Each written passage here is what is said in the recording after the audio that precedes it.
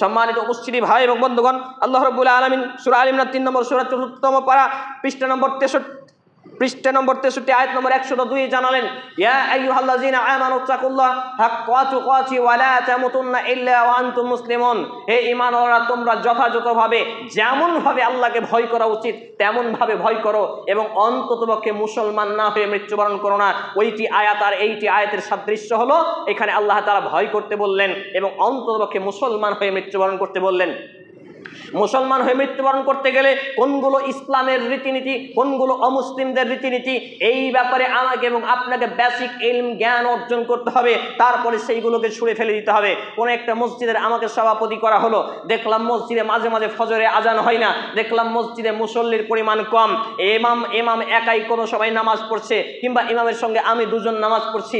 আমি দেখলাম এই মসজিদে যতদিন আগে মসজিদের আওতাভুক্তভাবে যদি তাদেরকে আমি নামাজি তৈরি করতে না পারি, কিয়ামতের মাঠে আমি মসজিদের সভাপতি হওয়ার জন্য পাকড়াও হয়ে যাব। আল্লাহ বলবে, মসজিদের সভাপতি মিয়া বান্দা, তুমি তো মসজিদের বড় সভাপতি ছিলে, তোমার মসজিদে মুসল্লির সংখ্যা কেন এত? তোমাকে এত বড় মসজিদ নির্মাণ কে করতে বলেছে?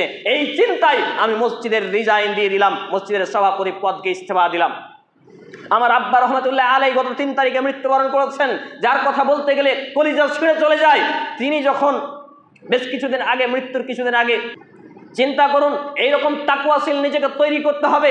আজকে গ্রাম্য সর্দার মডেলদের অবস্থা তাই। আপনার গ্রাম্য সর্দার মডেলের দলের মধ্যে লোকজন থাকবে বেনামাজি, লুচ্চা, লাফাঙ্গা, চোর, ডাকাত, গুন্ডা, মাস্তান, মার্ডার কেসের আসামি, সব কিছু সমস্যা নেই, কিন্তু অথচ আপনার উচিত ছিল যে আপনার দলের মধ্যে যদি একজন বেনামাজি থাকে তাহলে বেনামাজিকে ধাক্কা দিয়ে দল থেকে বের করে দেওয়া, সমাজ থেকে বহিষ্কৃত করা, কবরস্থান থেকে বঞ্চিত করা। কিন্তু এইরকম ঈমান এবং আমল, এইরকম আল্লাহভীতি, তাকওয়া হয়তো আপনি নিজেই অর্জন করতে পারেননি। সর্দার মডেল অমুক তমুক হওয়ার পরে তাহলে আপনি সদস্যদের কি করবেন? সম্মানিত উপস্থিতি ভাই এবং বন্ধুগণ, এই সবগুলোই হচ্ছে বিজাতীয় রীতিনীতি এবং বিজাতীয় সংস্কৃতি, যেগুলো আমাদের মুসলমানদেরকে চারিদিক দিয়ে চেপে ধরেছে। আর এইগুলো আমাকে এবং আমার এবং আপনার মধ্যে চেপে ধরার কারণে আমরা মনে করছি যে আমরা তো ঠিক ঠিক দায়িত্ব পালন করছি, আমরা তো ঠিক জায়গায় আছি, অথচ আপনার এই মনের মধ্যে, আপনার ইমানে একটু বিবেকটাকে নাড়া দেওয়ার কথা এইরকম হওয়া উচিত ছিল যে আমি হয়তো মসজিদে ফার্স্ট কাতারে প্রথম ব্যক্তি চলে এলাম, মসজিদের দায়িত্বশীল, কিন্তু এই মসজিদের চারিপাশে কি হিন্দু, খ্রিস্টান, ডোমচামার, মেথর বসবাস করে নাকি মুসলমানের বাচ্চা বসবাস করে? এই চিন্তাধারা করে আপনার এমনটি হওয়া উচিত ছিল যে না, মুসলমান বসবাস করে। যদি মুসলমান বসবাস করে তাহলে তাদেরকে বাপ, ভাই আর কিছু বলে হাত পা ধরে মসজিদ মুখে কিভাবে করা যায়, ইমামকে ধরেন আর 5টা আলেমকে ধরেন, কি করে তাদেরকে মসজিদ মুখী করা যায়, কি করে নামাজি করা যায়, কি করা যায়, এইরকম একটা চিন্তাধারা হওয়ার কথা ছিল। কিন্তু আপনার চিন্তাধারা তেমন নেই। শুধু বড় বড় মসজিদ নির্মাণ করেন, পিলার দেন, ছাদ দেন, অমুক দেন, তমুক দেন, আর কিছু করেন। আর প্রয়োজনে চাটাইয়ের ঘরেও নামাজ হবে নাকি? না, হবে না। তাহলে কোথাকার রীতি, কোথাকার নীতি? মুসলমানদের রীতিনীতি এমন ছিল না। একটি হাদিস মনে পড়ে গেল, নবী মুহাম্মদুর রাসূলুল্লাহ সাল্লাল্লাহু আলাইহি ওয়াসাল্লাম সাজদায় আছেন, তার কপাল মোবারক পাথরে কেটে দাগ হয়ে যাওয়ার মতো অবস্থা হয়েছে, এটা ফুটে গেছে। সাহাবায়ে কেরাম রাদিয়াল্লাহু তাআলা আনহু আজমাইনগণ একাংশ বললেন, ইয়া রাসূলুল্লাহ, ইয়া হাবিবাল্লাহ, যদি মসজিদটা আমাদের সুন্দর মেঝে হতো কতই না সুন্দর হতো, আপনার কপাল মোবারকের দিকে তাকানো যায় না। এখানে একটি কথা বলেনি, আমার আর আপনার মতো কচুর পাতার পানির মতো ইমান তাদের ছিল না। এই 5 মিনিট, 7 মিনিট, 10 মিনিট 4 রাকাত নামাজ হতো না। ইকবাল কিলানি রাহিমাহুল্লাহ তার একটি বই নিয়ে আসছেন, ফাজাইলে রহমাতুল্লিল আলামিন, অর্থাৎ রহমাতুল্লিল আলামিন মুহাম্মদ সাল্লাল্লাহু আলাইহি সাল্লামের জীবনের উপরে ফজিলত, এই নিয়ে একটা বই রচনা করেছেন। 2007 সালে লিখে গেছেন, এখন মৃত্যুবরণ করেছেন লেখক। তিনি একটা কথা নিয়ে এসেছেন, 22, 23, 24 পৃষ্ঠায় দেখবেন, পড়ে দেখবেন, বাংলা ভাষায় অনুবাদ হয়েছে।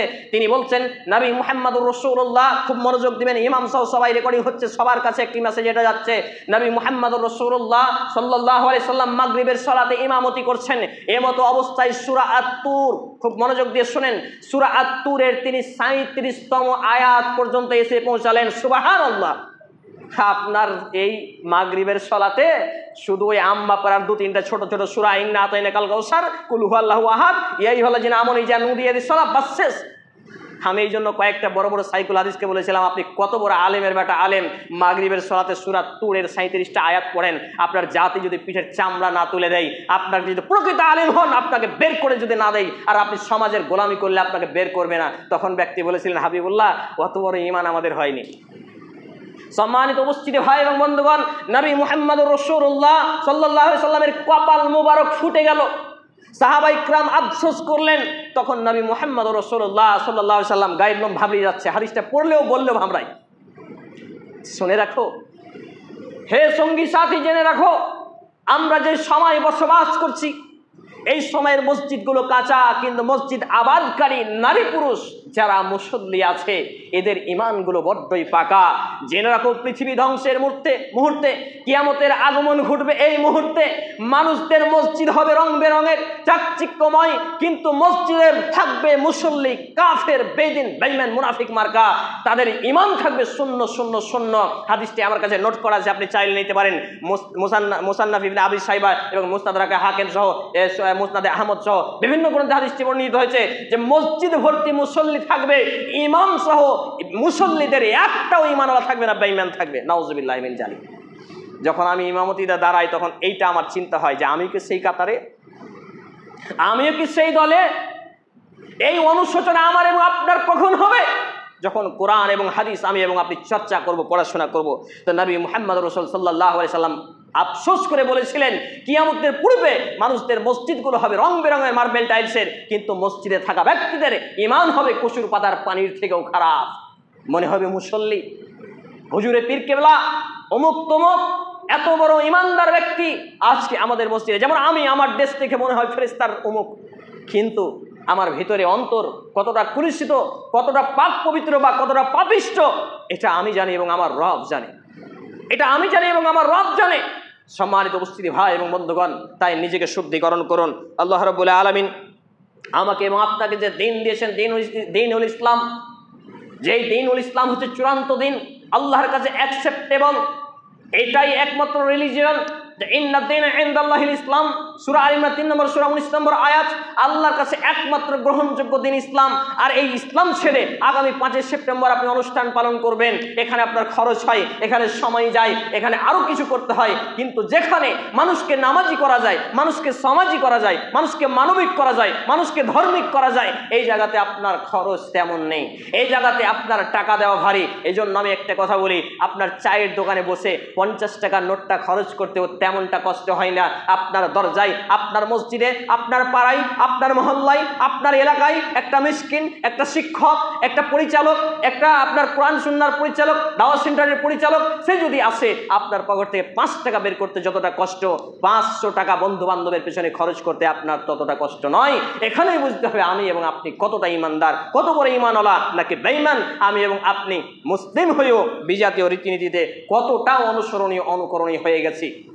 অনলাইন বই ঘর দীর্ঘ 9 বছরেরও বেশি সময় ধরে সারা ভারতে হোম ডেলিভারি করছে ইসলামিক বই, খাঁটি মধু, কালো জিরা ও জাইতুন তেল, আতর, খেজুর ও বিভিন্ন হালাল সামগ্রী।